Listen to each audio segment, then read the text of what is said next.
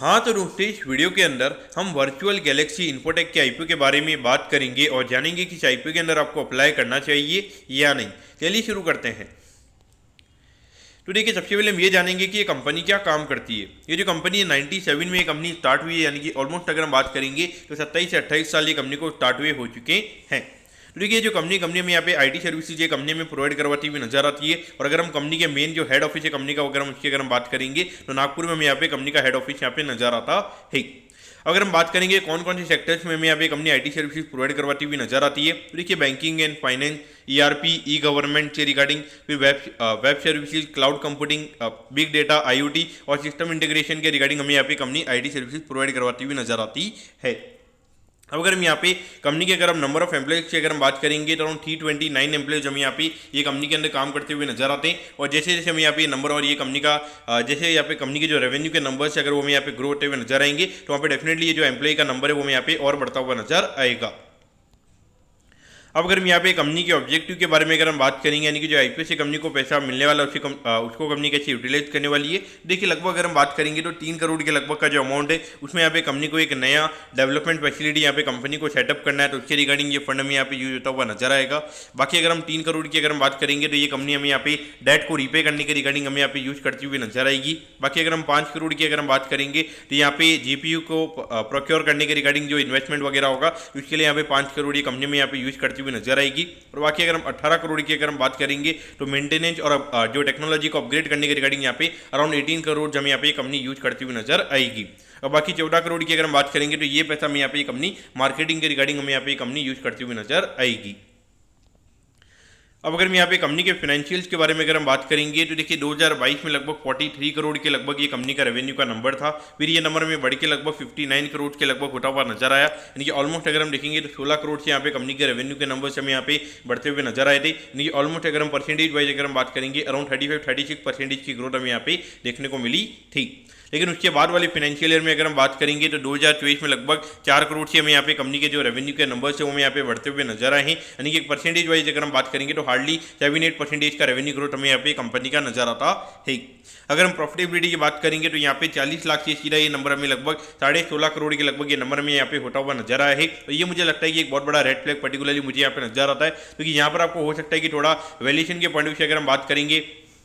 तो ये कंपनी में यहाँ पे सस्ती लग सकती है। लेकिन यहाँ पे दिक्कत वाली बात ये है कि यहाँ पे लगभग अगर 4 करोड़ के लगभग अगर ये कंपनी का रेवेन्यू का नंबर बढ़ा है तो वहाँ पे एकदम से 72 लाख से लगभग 16 करोड़ 54 लाख का प्रॉफिट यहाँ पे ये कंपनी का कैसे हो सकता है। हो सकता है कि लगभग 5-6 करोड़ के लगभग आई थिंक अराउंड 10% के मार्जिन की अगर हम बात करेंगे तो 6-7 करोड़ के लगभग कंपनी की प्रॉफिटेबिलिटी हो सकती है। लेकिन एकदम से 16 करोड़ का प्रॉफिट जब आपके ऑलमोस्ट अगर हम बात करेंगे 300 से ज़्यादा एम्प्लॉइज हमें यहाँ पे कंपनी के अंदर काम करते हुए नजर आते हैं, तो वहाँ पे उसका एक अच्छा एक्सपेंस मेरे हिसाब से यहाँ पे बनता हुआ नजर आता है हमें। और उसके अलावा यहाँ पे जो आपके ऑफिस एक्सपेंसेस वगैरह होते हैं तो आपके ऑपरेटिंग एक्सपेंसेस यहाँ पे काफी अच्छे होते होंगे। तो कहीं ना कहीं देखा जाए तो ये 25% का मार्जिन इतने छोटे लेवल पे होना मेरे हिसाब से कहीं ना कहीं यहाँ पे इसके चांसेस हमें यहाँ पे कम नजर आते हैं। और उसके बाद में भी जो 24-25 की अगर हम बात करेंगे तो वहाँ पे लगभग 9 महीने का डेटा यहाँ पे कंपनी का अवेलेबल हमें यहाँ पे नजर आता है, तो जहाँ पे 9 महीने में लगभग 101 करोड़ का रेवेन्यू यहाँ पे कंपनी ने दिखाया है, जो कि इंडिकेट कर रहा है कि लगभग एनुअलाइज बेसिस पे लगभग 140 करोड़ का रेवेन्यू में यहाँ पे कंपनी का होता हुआ नजर आ सकता है। और उसके अगेंस्ट लगभग हमें यहाँ पे 35 करोड़ के लगभग ये कंपनी की प्रॉफिटेबिलिटी हमें यहाँ पे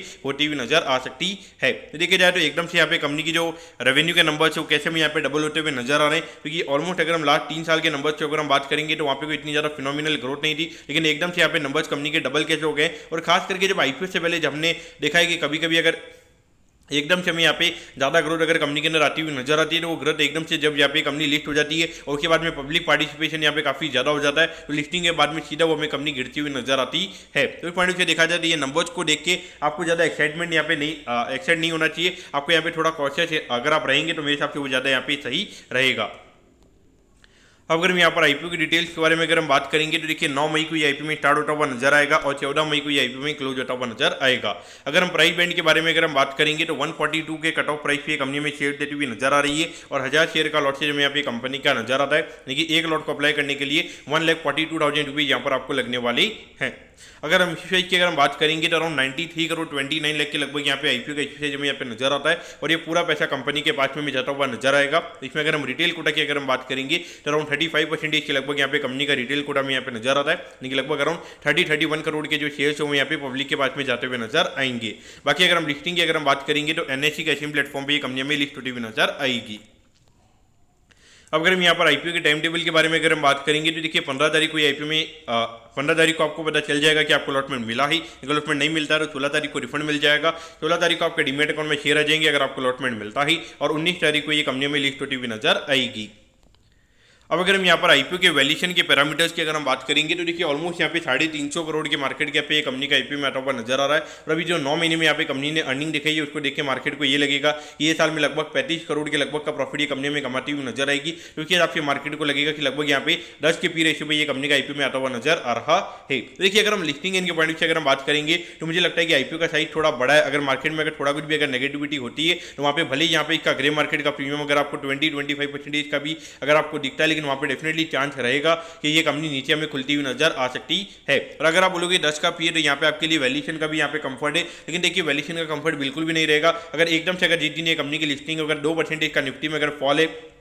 तो मुझे लगता है कि वहाँ पे या तो ये कंपनी सीधा एट पार में लिस्ट होती हुई नजर आएगी, या तो सीधा 5 से 10% के डिस्काउंट पे हमें यहाँ पे लिस्ट होती हुई नजर आ सकती है। उसके पीछे का रीजन है कि यहाँ पे ऑलमोस्ट 93 करोड़ का ये आईपीओ है और उसमें से 45-46 करोड़ के जो शेयर वो यहाँ पे एचएनआई और रिटेल के पास में जाते हुए नजर आएंगे। तो 46 करोड़ में से लगभग आप मान के चलिए कि 20-25 करोड़ की जो सेलिंग है वो यहाँ पे लिस्टिंग के दिन आती हुई नजर आएगी। तो वहाँ पर अगर आपको सीधा अगर 20-25% के प्रीमियम पे अगर आपको आईपीओ को खोलना है तो वहाँ पे लगभग 30-35 करोड़ की डिमांड वहाँ पे आपकी आईपीओ की होनी चाहिए, तब जाके आप इतना बड़ा ऊपर ये आईपीओ को खोल सकते हो। लेकिन अगर हम लॉन्ग टर्म के हिसाब से अगर हम बात करेंगे तो देखिए मेरे हिसाब से लॉन्ग टर्म के लिए टोटली अवॉइड करना चाहिए। मुझे लगता है कि जो कंपनी ने यहाँ पे नंबर दिखाए एकदम से यहाँ पे कंपनी की लिस्टिंग होगी वहाँ पे जब ये कंपनी के जो नंबर है वो सीधा में यहाँ पे गायब होते हुए नजर आएंगे, और हो सकता है कि थोड़ा यहाँ पे ये कंपनी का आईपीओ का हाइप भी हमें यहाँ पे बनाता हुआ नजर आएगा। इसीलिए आपने देखा होगा कि अभी जितनी भी कंपनी थी एक C2C एडवांस करके कंपनी थी जो ऑलमोस्ट 50% अपने हाई से हमें यहाँ पे गिरती हुई नजर आई थी। और उसके अगर हम बात करेंगे शास्त्रा इलेक्ट्रॉनिक्स करके एक कंपनी थी जो अपने हाई से ऑलमोस्ट 70-80% गिरी थी, और उसके अंदर भी अगर आप देखोगे एकदम हाई मार्जिन हमें यहाँ पे जब आईपीओ आया था तो एकदम हाई मार्जिन हमें कंपनी दिखाती हुई नजर आ रही थी। लेकिन जैसे वो कंपनी की लिस्टिंग हुई तो उसके बाद में एकदम से कंपनी की जो प्रॉफिटेबिलिटी थी वो यहाँ पे गायब होती हुई नजर आई थी। तो उसी वही वैसे सिनेरियो अगर हम देखेंगे तो मुझे ये कंपनी में बनता हुआ नजर आता है। अगर आपको लगा नहीं है तो थोड़ा लिस्टिंग इनके पॉइंट से यहाँ पर आप अप्लाई कर सकते हो, लेकिन अगर यहाँ पे लिस्टिंग पे अगर ये कंपनी नीचे भी खुलती है तो सीधा आपको लॉस में बेच के निकलना है। और अगर प्रीमियम पे भी अगर ये कंपनी खुलती है तो वहाँ पर ज़्यादा आपको लालच नहीं करनी चाहिए, जो रेट अगर आपको मिलती है उस रेट पर यहाँ पर बेचकर आपको निकलना चाहिए। दोस्तों मैं आपको बताऊँ कि वर्चुअल गैलेक्सी इन्फोटेक के आईपीओ के बारे में आपको सब कुछ समझ में आ गया होगा। अगर आपकी कोई भी क्वेरीज है आप कमेंट कीजिए, मैं जरूर आपके कमेंट पर रिप्लाई करूँगा। ओके दोस्तों, thank you, have a nice day.